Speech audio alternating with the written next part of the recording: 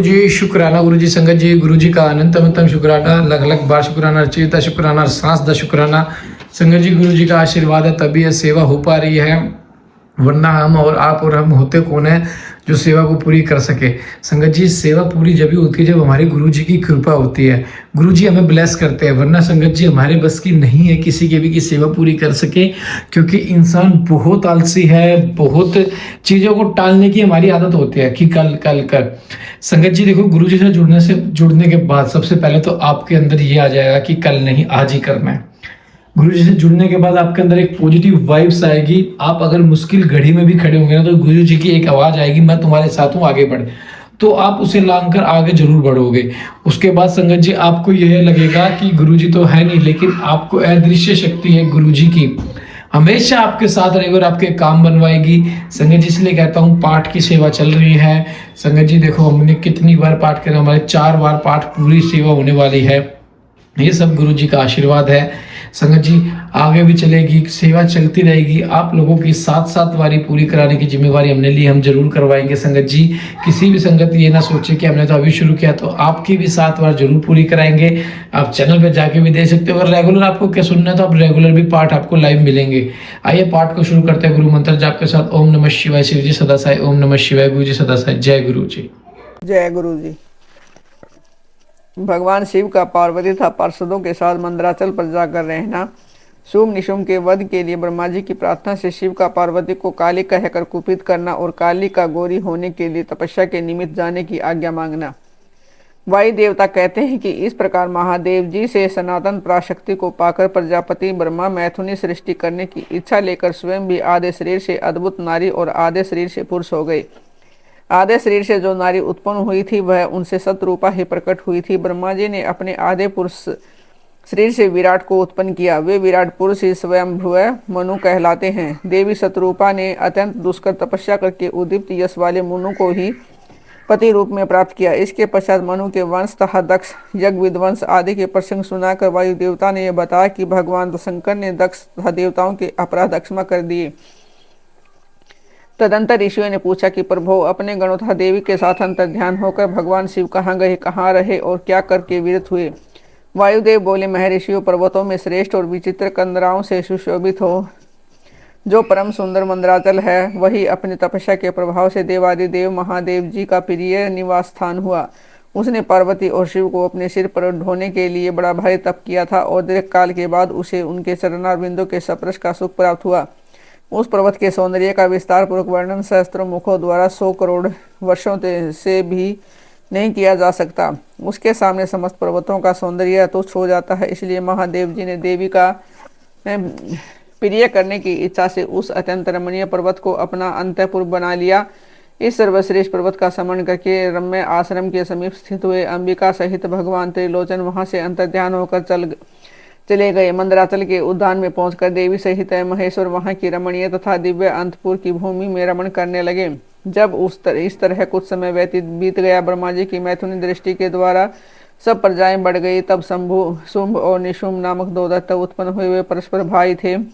उनके तपोबल से प्रभावित हो परमेष्टि ब्रह्मा ने उन दोनों भाइयों को यह वर दिया कि इस जगत के किसी भी पुरुष से तुम मारे नहीं जा सकोगे। उन दोनों ने ब्रह्मा जी के यह प्रार्थना की कि पार्वती देवी के अंश से उत्पन्न हो जो अयोनिजा कन्या उत्पन्न हो, उसे पुरुष का सप्रस्थारति प्राप्त नहीं प्राप्त हुई, तो जो अलंघ्य पराक्रम से संपन्न हो, उसके प्रति काम भाव से पीड़ित होने पर हम युद्ध में उसी के हाथों मारे जाएं। उनकी इस प्रार्थना पर ब्रह्मा जी ने यह तथास्तु कहकर स्वीकृति दे दी। तभी से युद्ध में इंद्र आदि देवताओं को जीतकर उन दोनों जगत को यानी त्रिपुर दोनों के स्वाध्याय और वशकार आदि से रहित कर दिया। तब ब्रह्मा ने उन दोनों के वध के लिए देवेश्वर शिव से प्रार्थना की, प्रभु आप एकांत में देवी की निंदा करके भी जैसे तैसे उन्हें क्रोध दिलाए और उनके रूप रंग की निंदा से उत्पन्न हुई काम भाव से रहित कुमारी स्वरूपा शक्ति को निशुंभ और शुभ के वध के लिए देवताओं को अर्पित कीजिए। ब्रह्मा जी के इस तरह प्रार्थना करने पर भगवान नील लोहित रुद्र एकांत में पार्वती की निंदा से करते हुए मुस्कुरा कर बोले, तुम तो काली हो तुम। तब सुंदर वर्ण वाली देवी पार्वती अपने श्याम वर्ण के कारण आक्षेप सुनकर कुपित हो उठी और पति देव से मुस्कुरा कर ध्यान रहित वाणी द्वारा बोली। देवी ने कहा कि प्रभु, यदि मेरे इस काले रंग पर आपका प्रेम नहीं है तो इतने देर काल से अपनी शिक्षा का आप दमन क्यों करते रहे हैं? कोई स्त्री कितनी ही सर्वांग सुंदरी क्यों न हो, यदि पति का उस पर अनुराग नहीं हुआ तो अन्य समस्त गुणों के साथ उसका जन्म लेना व्यर्थ हो जाता है। स्त्रियों की यह सृष्टि ही पति के उपभोग भोग का प्रधान अंग है। यदि वह उससे वंचित हो गई तो इसका और कहाँ उपयोग हो सकता है। इसलिए आपके एकांत में जिसकी निंदा की है उस वर्ण को त्याग कर अब मैं दूसरा वर्ण ग्रहण करूंगी अथवा स्वयं ही मिट जाऊंगी। ऐसा कहकर देवी पार्वती सैया से उठकर खड़ी हो गई और तपस्या के लिए दृढ़ निश्चय करके गदगद कंठ से जाने की आज्ञा मांगने लगी। इस प्रकार प्रेम भंग होने से भयभीत हो भूतनाथ भगवान शिव स्वयं भवानी को प्रणाम करते हुए बोले। भगवान शिव ने कहा कि प्रिय, मैंने क्रीड़ा या मनोविनोद के लिए यह बात कही है कि मेरे इस अभिप्राय को न जानकर तुम कुपित क्यों हो गई? यदि तुम पर मेरा प्रेम नहीं होगा तो किस पर हो सकता है?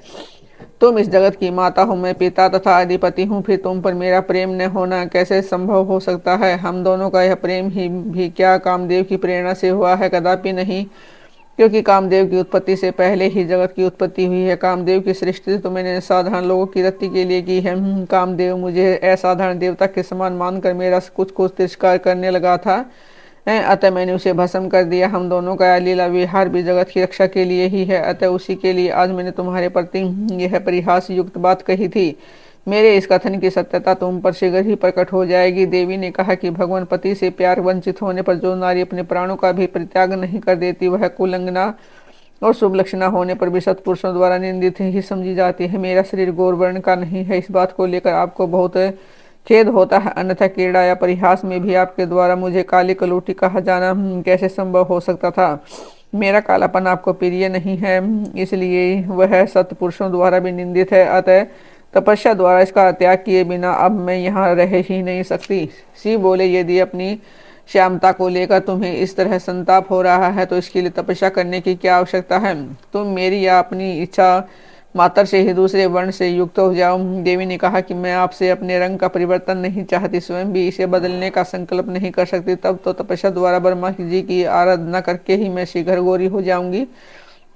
शिव बोले, महादेवी जी, पूर्व काल में मेरी ही कृपा से ब्रह्मा को ब्रह्मपद की प्राप्ति हुई थी, अतः तपस्या द्वारा उन्हें बुलाकर तुम क्या करोगी? देवी ने कहा कि इनमें संदेह नहीं है कि ब्रह्मा आदि समस्त देवताओं को आपसे ही उत्तम पदों की प्राप्ति हुई है। तथापि आपकी आज्ञा पाकर मैं तपस्या द्वारा ब्रह्मा जी की आराधना करके ही अपना अभीष्ट सिद्ध करना चाहती हूँ। पूर्व काल में जब मैं सती के नाम से दक्ष की पुत्री हुई थी तब तपस्या द्वारा ही मैंने आप जगदीश्वर को पति के रूप में प्राप्त किया था। इस प्रकार आज भी तपस्या द्वारा ब्राह्मण ब्रह्मा को संतुष्ट करके मैं गौरी होना चाहती हूँ। ऐसा करने में यहाँ क्या दोष है, यह बताइए। महादेवी के ऐसा कहने पर वामदेव मुस्कुराते हुए से चुप रह गए। देवताओं का कार्य सिद्ध करने की इच्छा से उन्होंने देवी को रोकने के लिए हठ नहीं किया। पार्वती की तपस्या एक व्यागर पर उनकी कृपा, ब्रह्मा जी का उनके पास आना, देवी के साथ उनका वार्तालाप, देवी के द्वारा काली तपस्या का त्याग और उससे कृष्ण वर्णा कुमारी कन्या के रूप में उत्पन्न हुई कौशिक के द्वारा शुभ निशुभ का वध। वायुदेव कहते हैं कि महर्षि तदंतर पतिव्रता माता पार्वती पति की परिक्रमा करके उनके वियोग से होने वाले दुख को किसी तरह रोक कर हिमालय पर्वत पर चली गई।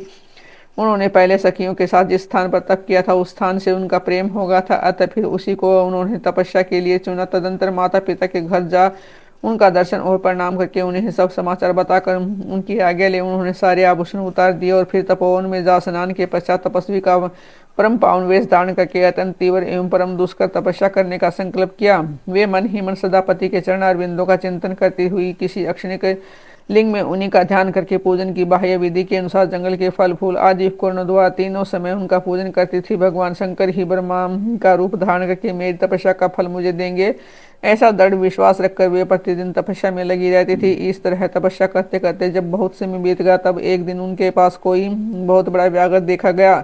वह दुष्ट भाव से वहां आया था। पार्वती जी के निकट आते ही उस दुरात्मा का शरीर दंडवत हो गया। वह उसके समीप चित्र लिखित सा दिखाई देने लगा।